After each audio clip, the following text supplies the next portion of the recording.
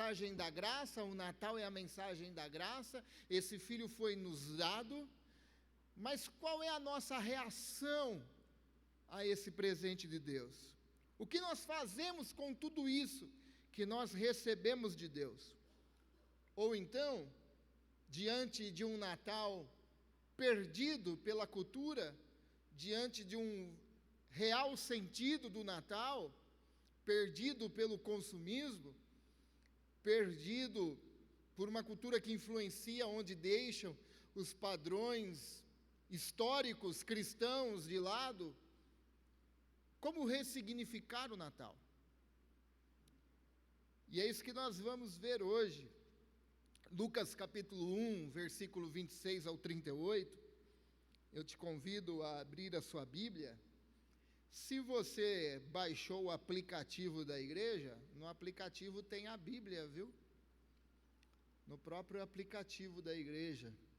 Está disponível para Android, ainda não está liberado para iPhone, mas já para Android está disponível. Se você entrar com sua senha e login, você vai ver lá todo o acesso que você tem, aniversariantes da semana, do mês. Se você entrar sem login e sem senha, tem algo restrito lá. Mas se você fez o cadastro, fizer o cadastro, você vai ter acesso a muita coisa lá no aplicativo.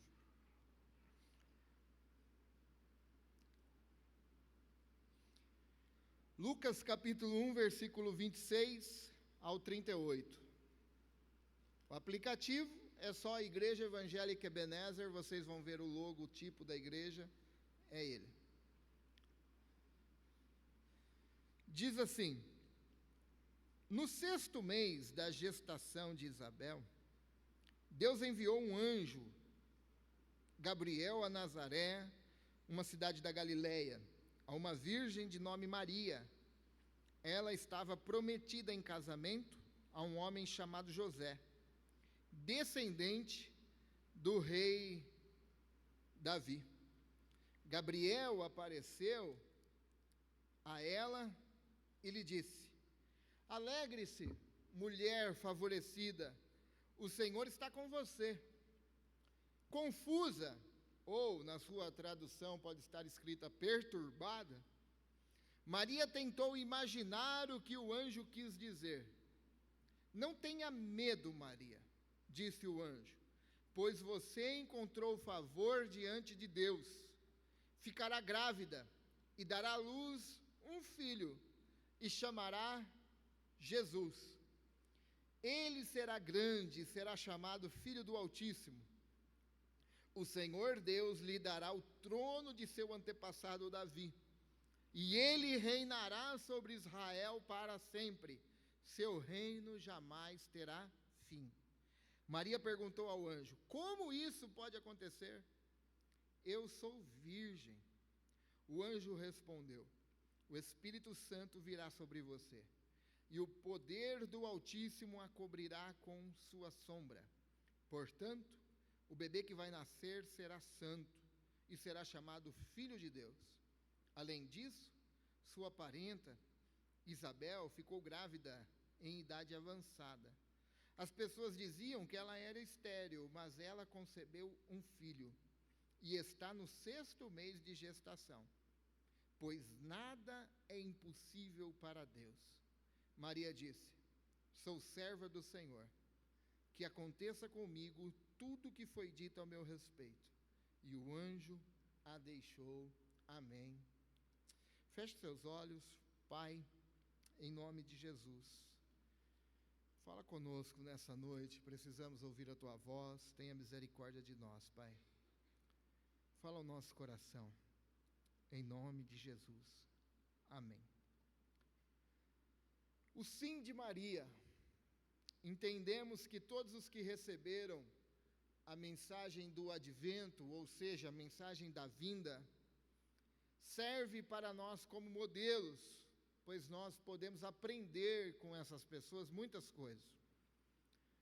Como podemos dar a mesma resposta ao Evangelho, como nós podemos dar a mesma resposta à vinda do Filho de Deus, o nosso Senhor Jesus.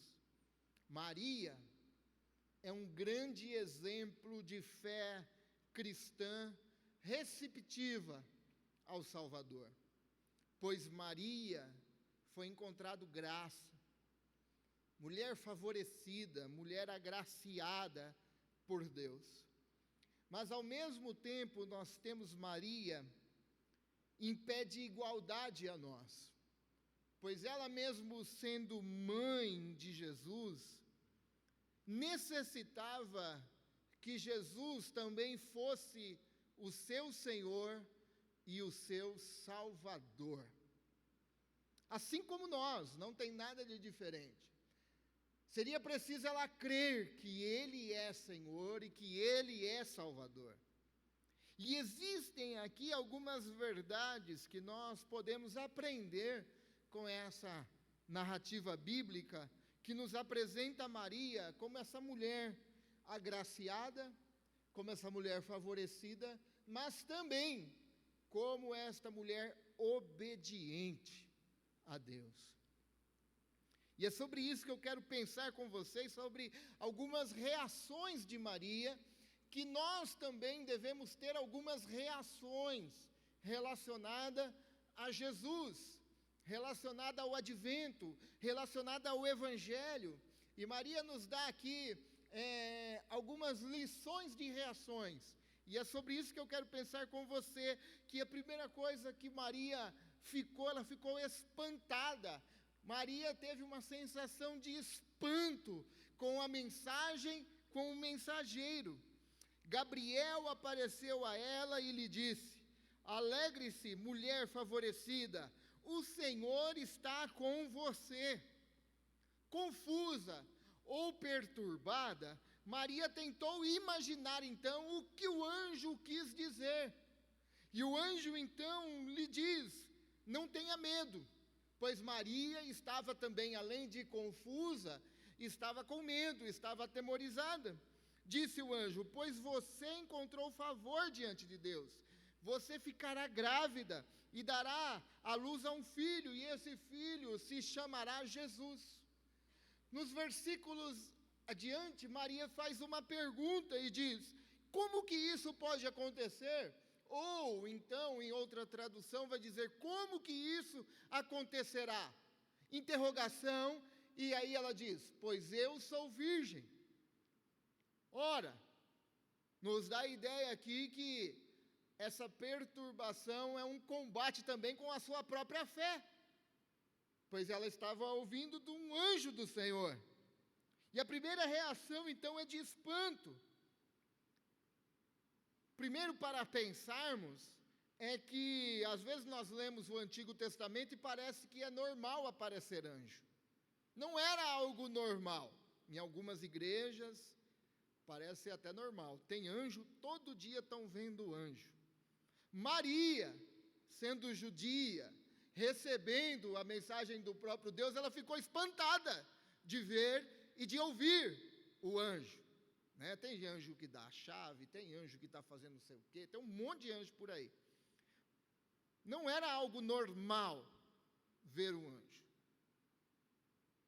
Outra coisa, o espanto, que além de ver e ouvir, ela está lidando com uma obra sobrenatural, o nascimento de um menino. O nascimento de um menino de forma virginal, ou seja, por obra específica e exclusiva do Espírito Santo, algo divino. E isso causou espanto em Maria. Ela não disse assim na hora que recebeu a mensagem, para você ver como era tão raro, ela não disse: nossa, era justamente isso que eu estava esperando. Ela não disse: era isso mesmo que eu queria. Ela não disse: é tudo o que eu sempre quis. Não, ela não disse nada disso. Ela ficou espantada. Assim também é conosco, porque o Evangelho nos causa espanto. Quem dera fôssemos tocados por uma vara de condão e começássemos a crer de imediato em tudo que Deus pode fazer, mas na sua jornada você tem questões, Na sua jornada, você tem perguntas. Na sua jornada, às vezes, a incredulidade. Na sua jornada acontece isso. Mas o Natal, quando você diz isso a uma sociedade, culturalmente deixando de lado os padrões do cristianismo, deixando de lado toda uma fé histórica, para eles também não é algo normal. Mas o Natal é justamente isso, o Natal é sobrenatural, é uma obra divina de Deus. O impossível e o sobrenatural causa em nós espanto, assim como Maria ficou. Na verdade, irmão, o Evangelho deve produzir em nós esse tipo de perplexidade e de espanto. O Evangelho deve produzir em nós essas perguntas: como assim Deus olhou para mim? Como assim Deus me escolheu? Como assim Deus vai gerar vida em mim? Como isso é possível? E aí o anjo responde a Maria, responde a nós, e Jesus lá na frente também tem a mesma resposta. O que é impossível para os homens é possível para Deus. O que é isso a não ser uma obra sobrenatural de Deus? O que é isso a não ser uma obra divina de Deus? E quando acontecem coisas divinas e sobrenaturais, nos causa espanto. E é por isso que o Evangelho também nos causa espanto. O Evangelho sempre foi e será loucura e escândalo, segundo os padrões humanos. Porque assim foi na época de Jesus: vergonha para os judeus e loucura para os gregos, escândalo.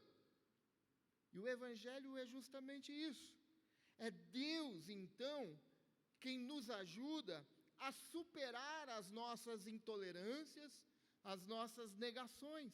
É Deus quem abre o coração divinamente, abre o coração do ser humano, por isso que nós passamos a crer em Cristo Jesus, na obra, no nascimento,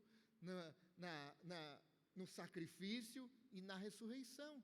É uma obra divina de Deus que acontece em nós. E nós ficamos espantados com isso. Mas a segunda coisa também, a segunda reação que deve causar em nós, assim como causou em Maria, além do espanto, você vai percebendo no texto que essa fé vai ser gradativamente.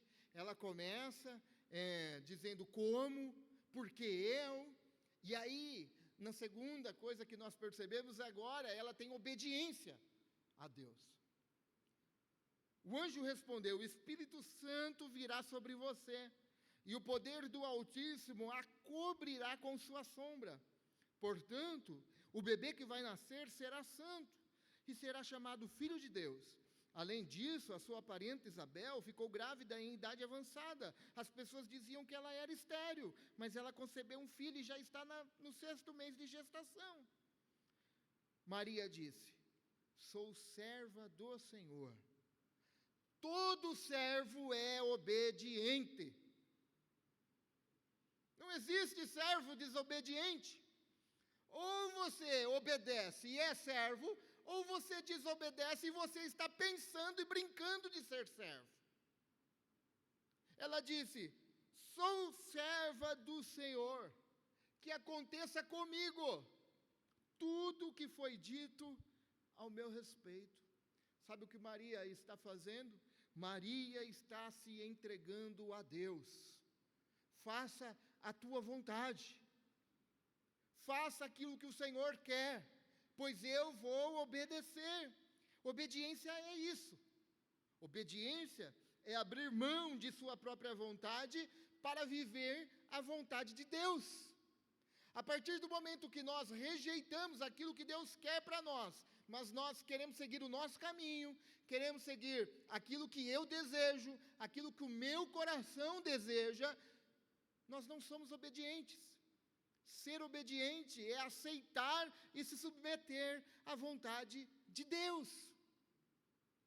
Muitas pessoas entram e saem dentro das igrejas, mas isso não é sinal que são obedientes, pois obediente é estar debaixo da vontade daquilo que o Senhor quer para a sua vida.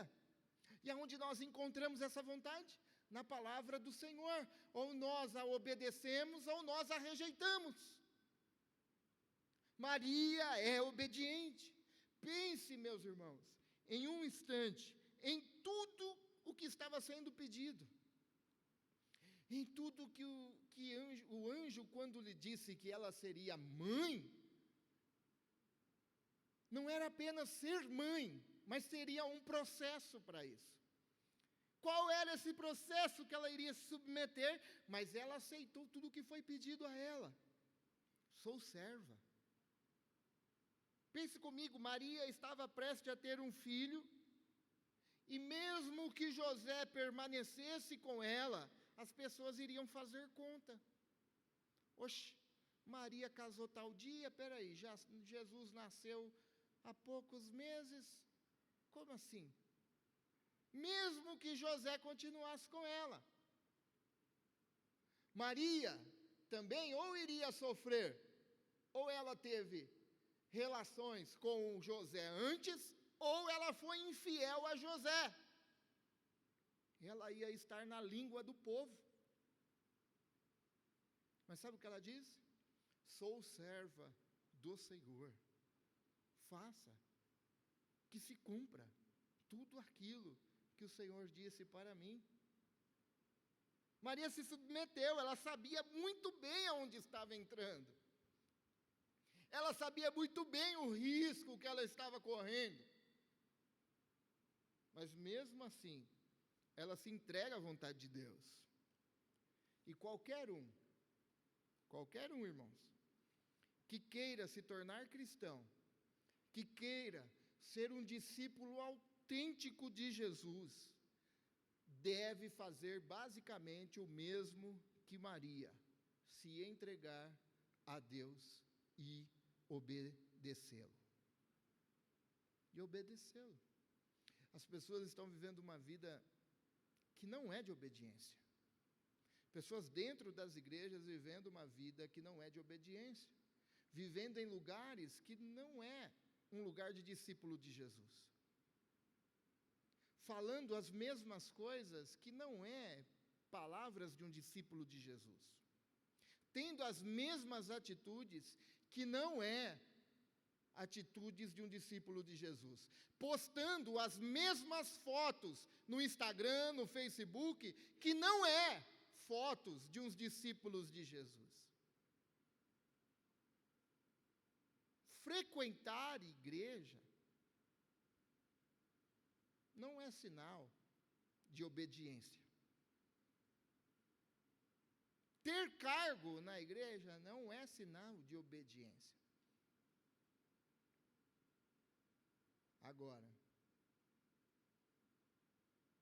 respeitar, temer e obedecer essa palavra, eu te garanto que você será um discípulo autêntico de Jesus. Em tudo que ele fala. No trato com as pessoas, no respeito com as pessoas, na forma de tratar as pessoas, não desprezar as pessoas, honrar os compromissos, em tudo. As pessoas, eu tenho certo problema quando alguém me diz a vida secular. Discípulo de Jesus não tem vida secular, irmãos. Quer comamos, quer bebamos, quer vivamos ou morramos, façamos tudo para a glória de Deus. Meu trabalho não é secular, meu trabalho é para a glória de Deus. A escola não é secular, a escola é para a glória de Deus. As músicas que eu ouço ou glorifica a Deus ou não glorifica. Não existe isso. As festas que eu frequento ou glorifica a Deus ou não glorifica. As rodas ou glorifica ou não glorifica. As postagens ou glorificam ou não glorificam. As conversas ou glorificam ou não glorificam. Não existe isso de vida secular. Ou nós entendemos esse princípio de obedecer, ou rejeitaremos tudo. Isso é um autoexame, uma autoavaliação para nós, para resgatarmos o verdadeiro sentido do Natal, para ressignificarmos o Natal. Qual é a nossa resposta ao Natal, ao Jesus que nasceu numa manjedoura, que cresceu, morreu por nós? Como podemos ressignificar? Ressignificar com respostas verdadeiras, com respostas fiéis, com respostas de compromisso, com respostas de obediência.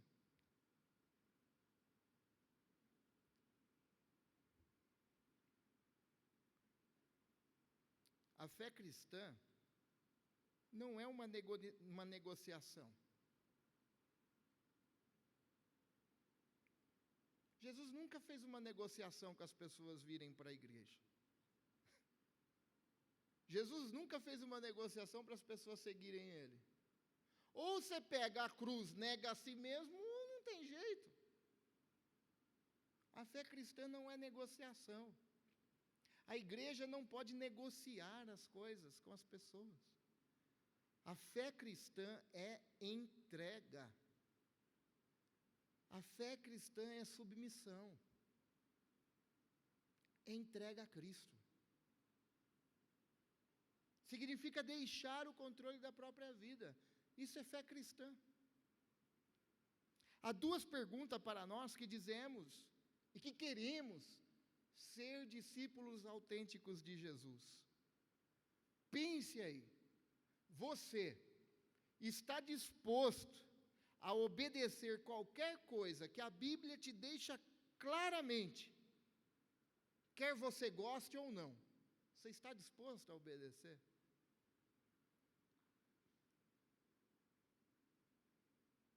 Eu me lembro agora de Martinho Lutero diante da dieta de Worms, quando falaram para ele, ou ele negava, ou ele ia pagar um preço muito claro, muito caro. E ele disse, se a Bíblia provar que eu estou errado, eu nego. Você está disposto a obedecer qualquer coisa que a Bíblia deixa clara que você deve obedecer, quer você goste dela ou quer não? Segundo, você está disposto a confiar em Deus em qualquer situação que Ele enviar para a sua vida, quer você compreenda ela ou não? Se a nossa resposta for negativa, nós podemos até crer em Jesus, mas nós cremos nele de forma genérica, e não cremos na forma que ele nos chama, para crer e obedecer. Se a nossa resposta a essas duas perguntas for negativa, nós não estamos crendo de forma integral e completa em Cristo. Terceira e último, reação de Maria, foi uma reação de maravilhamento, deslumbre, louvor, adoração. O versículo 46, após o encontro dela com sua parenta, ela canta, ela tem um cântico em seus lábios, e ela disse, minha alma exalta ao Senhor, como meu espírito se alegra em Deus, meu Salvador, pois Ele observou sua humilde serva. E de agora em diante todas as gerações me chamarão abençoada, pois o poderoso é santo e fez grandes coisas por mim. Maria fica deslumbrada, Maria fica maravilhada de ver que Deus passou séculos se preparando para invadir a história, para que Jesus viesse, morresse por nós, cumprindo o plano anunciado em Gênesis 3, que da semente da mulher nasceria um que esmagaria a cabeça da serpente, que resgataria o teu povo. E esse plano agora se cumpre não no palácio, não numa pessoa que todos olhavam e diziam: se alguém vai esperar, se alguém vai ser o ventre para que Deus se encarne, vai ser essa. Não. Uma menina pobre, uma menina humilde, uma menina simples, mas uma menina serva, obediente a Deus. O cântico de Maria deve ser o nosso cântico, o cântico dos discípulos de Jesus, pelo fato do grande Deus morrer por nós, operar em nós, através de nós, seres tão pequenos e falhos. Todo cristão como Maria, todos nós somos como Maria, pois todos aqueles que depositam a fé em Cristo o recebem. Colossenses capítulo 1, 27. O segredo é este. Qual é o segredo, apóstolo Paulo? O segredo é esse: Cristo está em vocês. O segredo é esse. Cristo está em você. Cristo está em você. Cristo está em mim. Cristo está em nós. E lhes dá a confiante esperança de participar de sua glória, da sua ressurreição. Deveríamos nos sentir igualmente, então, chocados constantemente de ver a nossa pequenez, de ver as nossas limitações, nossos defeitos, mas mesmo assim, ter um presente tão poderoso em nós, Cristo Jesus. Cristo Jesus. Deveríamos sempre nos maravilhar de olhar que, apesar das nossas falhas, as nossas limitações, nós fomos amados, abraçados e abençoados pela graça de Deus, pelo nosso Salvador, Jesus. Eu chegaria ao ponto de dizer que essa é a essência do cristianismo. O que é a essência do cristianismo? Se você pensa que cristianismo é vir para a igreja, isso não é cristianismo. Se você pensa que cristianismo é adotar um credo, você nunca será deslumbrado, nunca será maravilhado pelo fato de você ser crente. Sabe por quê?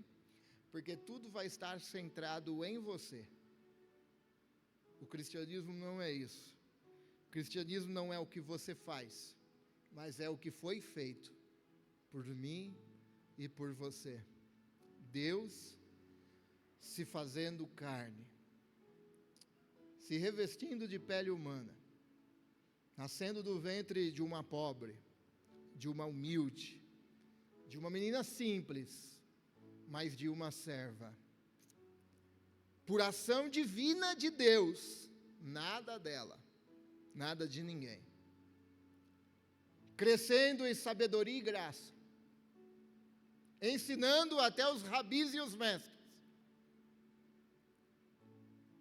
sentando na mesa com cobradores de impostos, com pobres, humildes, dando a água da vida para a mulher adúltera,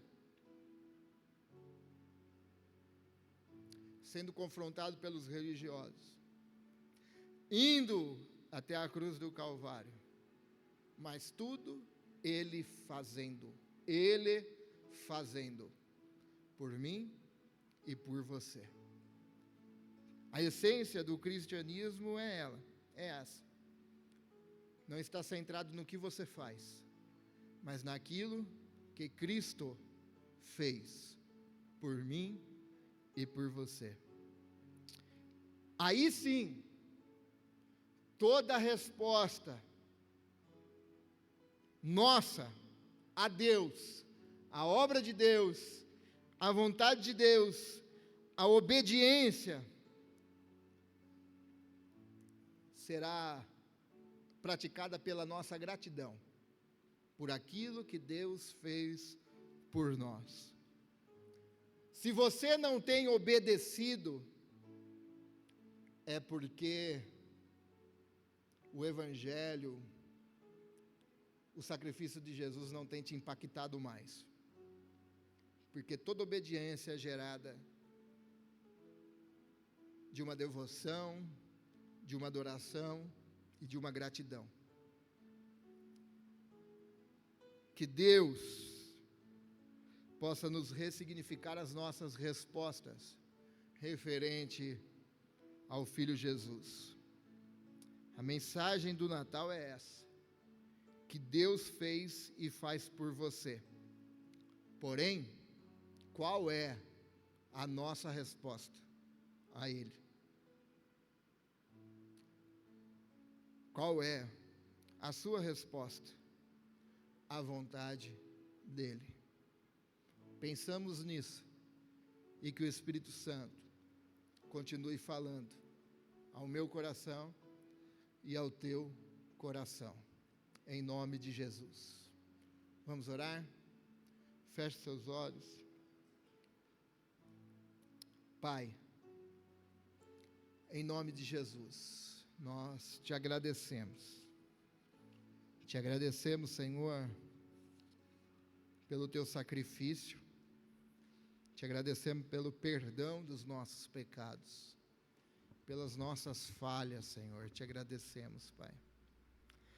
Pai amado, dá-nos essa consciência de tudo que o Senhor fez por nós e que nós possamos, Senhor, expressar toda a gratidão em forma de obediência ao Senhor.